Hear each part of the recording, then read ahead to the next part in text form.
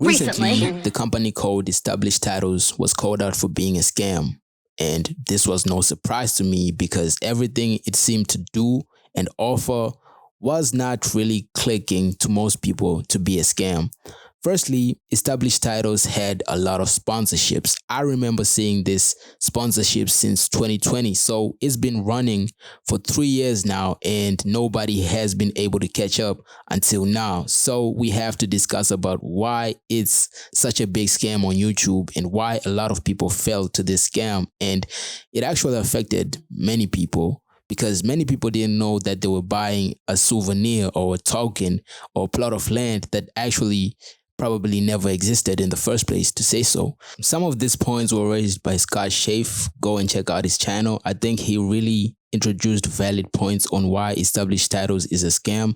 The first thing that actually makes this thing look shady is the fact that they actually offer fake plots of land or fake titles to land, whereby you actually own 1 square foot of land, or they say that you own 1 square foot of land, but they actually own the land themselves. What I'm saying is the Scotland Law and Registration Act passed in 2012 doesn't allow people to sell those kinds of plots of lands. So the plot of land that was bought by Established Titles is a large plot of land.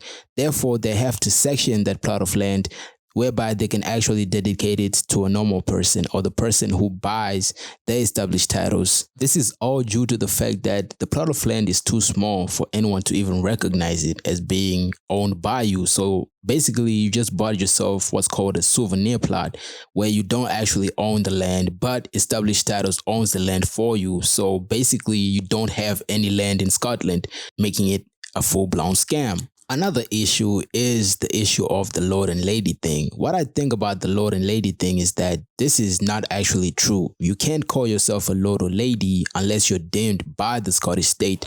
So this was put into motion by the Court of the Lord Lion, which is a pretty fun name to say. And what they said is that you can't call yourself a Lord or Lady unless you are deemed by the state to be called a Lord or Lady, essentially. And they also specified that having a souvenir plot of land doesn't entitle you to be called a Lord or Lady or use that title, because you own a land that is not peeraged or actually verified by this specific organization to be deemed a Lord or Lady in the state or anywhere in the world, basically. So what does this mean? This means that you can't put Lord or Lady on your birth certificate. You can't put it on your driver's license. You can't put it on your passport or basically anywhere else, because you don't own it. You don't own the Lord or Lady thing. Basically, you're not a Lord or Lady. It's just a gag. It's just something to get you to buy Established Title stuff. Another thing that makes this look scamish is that they don't actually plant the trees for you. The trees are planted by an organization called One Tree Planted, and this organization provides everything, I guess, but they don't actually give us the specifications if the trees are being planted and how many trees have been planted. So far, it's only a stagnant number that hasn't changed, and this seems to be an occurring trend among Established Titles. They also own land that is protected, which is far away from the forest areas they're trying to plant trees for and conserve, which is a contradiction to what they're supposed to be offering in their guidelines. Therefore, it really seems scamish for these companies to be really doing this.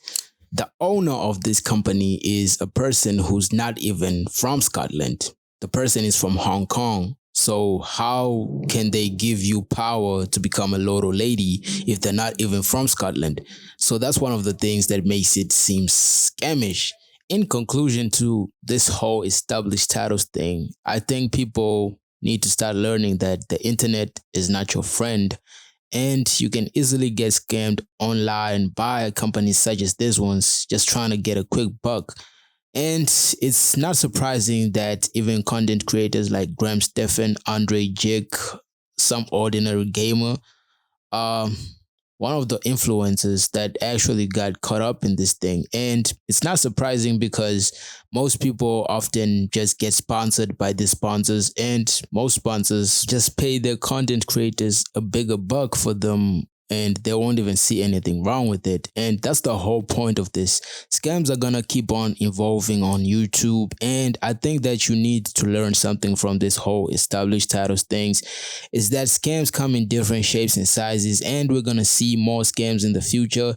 Even the recent scams such as the FTX crypto scam, it's obviously a scam, but that's a different topic for another day. I hope that you enjoyed the video. Be sure to subscribe. I'm your boy Finance Gaming. Peace.